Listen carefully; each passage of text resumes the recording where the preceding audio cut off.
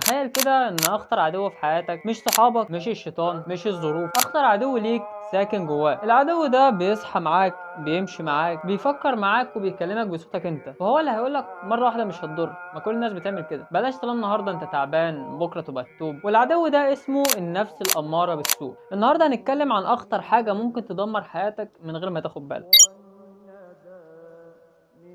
ربنا سبحانه وتعالى قال في القرآن إن النفس لأمارة بالسوء إلا من رحم ربي. يعني إيه أمارة؟ يعني بتأمرك، بتضغط عليك، بتفضل كل شوية تزن عليك، بتفضل تبرر لك الغلط كذا مرة لحد ما تقع فيه. النفس دي مش شيطان، لكنها الأرض الخصبة للشيطان. يعني الشيطان يقول لك بص على الحرام، النفس تقول لك عادي ما كل الناس بتبص. الشيطان يقول لك اكذب كذبة صغيرة، النفس تقول عادي مش هتفرق. وهنا تبدأ السكة. النفس مش هتيجي تقولك تعالى نعمل معصية، لا، النفس ذكية. تيجي تقولك بس دقيقة على الموبايل، هو آخر فيديو، بس هي مرة واحدة، هي كلمة صغيرة بتبدأ صغيرة وبتكبر واحدة واحدة. زي ما تكون بعد ما وقفت على أول درجة في السلم تلاقي نفسك نزلت تحت خالص. النفس بتحب الراحة، بتكره الالتزام، تحب الشهوة وتكره المجاهدة. عشان كده أول ما بتيجي تصلي بتحس بتقل، وأول ما تيجي تقوم للفجر بتبتدي تحس إن السرير ده بقى جنة. لكن لو مسكت الموبايل بالساعتين مش هتحس بحاجة. ليه؟ لأن النفس بتغذي الحاجة اللي هي عايزاها.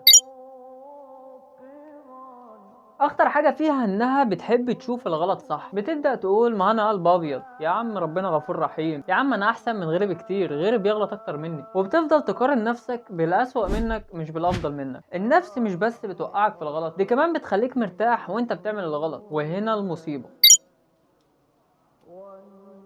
كل واحد فينا جواه 3 انواع من النفس. النفس الاماره بتبتدي تقول انا عايزه الشهوه دلوقتي. اما النفس اللوامه لما بتلاقيك غلطت بتقول لك انت ليه عملت كده. اما بقى النفس المطمئنه اللي ربنا يرزقنا بيها جميعا، دي اللي بتوصل لمرحله الرضا والثبات. اما احنا اغلبنا عايشين بين النفس الاماره والنفس اللوامه. تغلط، تتضايق، تتوب، ترجع تغلط تاني فتتضايق، فتوب، صراع يومي، وهكذا لحد ما تيجي في يوم من الايام وتتوب وتبطل اللي انت بتعمله ده. بس هنا بقى هنبعد عن موضوع الفيديو شويتين وببتدي ان انا اقول لك على كلمتين. اول حاجه انت محتاج تعملها عشان تتوب انك ما تستناش ان حاجه تيجي تمدلك ايديها وتقول لك تعالى انا هاخدك للبر الامان وان انت كده خلاص مش هترجع للحاجه دي تاني. لا، انت لازم تتعب وتحاول وتتعب وتحاول، ويكون القرار ده جاي من جواك وبنيه صافيه عشان تقدر انك تعمل حاجه زي كده. اما انت لو بتقول انا بحاول وانت ما بتحاولش فاعرف انك كده بتضحك على نفسك ومحتاج ترجع نفسك تاني.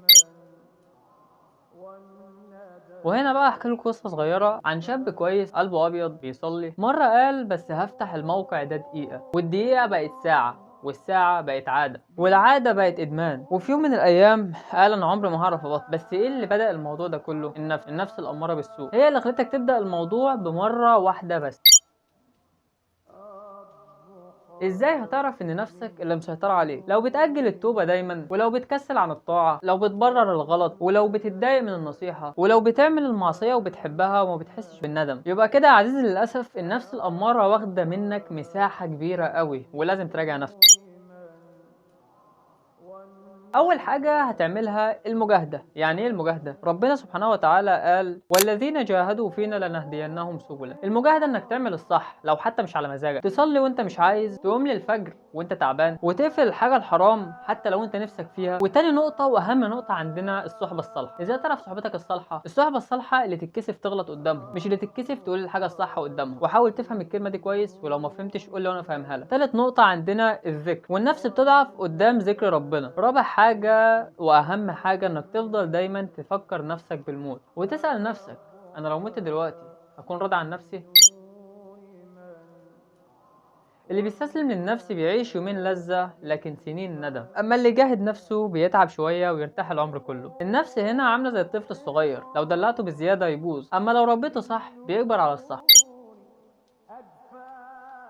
اخطر وهم عندنا نفسنا دايما بتنايم ضميرنا بيه هو انك بتقول لنفسك انا لسه صغير. عايز اقول لك يا صديقي ان الموت ما بيستأذنش حد، والقلب اللي بيتعود على المعصيه بيتقفل واحده واحده لحد ما يوصل لمرحله ان الغلط بيبقى عادي، ما بتبقاش حاسس ان انت بتعمله ده اذا كان غلط ولا صح، ما تعرفش تفرق بينهم. هنا بقى يا عزيزي المشاهد انا عايز اقول لك كلمتين ليك انت. لو انت بتتفرج عليا دلوقتي وعارف ان في حاجه غلط في حياتك انا عايزك تسمعني كويس. انت مش ضعيف، انت بس سايب نفسك تقودك. غير المعادله، انت لسه قدامك الفرصه كبيره. خلي عقلك وايمانك هما اللي يقودوك. كل مره نفسك تقول لك اعمل الغلط قول لها لا، حتى لو وقعت 100 مره قوم 101. وهنا حابب اقول لك على حاجه، انه اكتر معركه في حياتك مش مع الناس ولا مع الظروف، اكبر معركه هي مع نفسك انت. لو انتصرت عليها هتنتصر على اي حاجه، لكن لو هي اللي انتصرت عليك هيبقى ولا فلوس ولا شهره ولا نجاح هينفعوك. اختار من دلوقتي تبقى عبد لشهوتك ولا عبد لربنا. وبكده نكون وصلنا لنهايه الفيديو. لو الفيديو عجبك متنساش تعمل لايك وسبسكرايب وشير وكومنت. احب اعرفكم بنفسي، انا مصطفى كمال.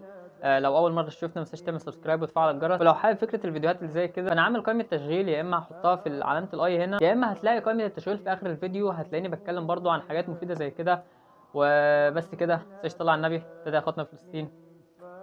سلام.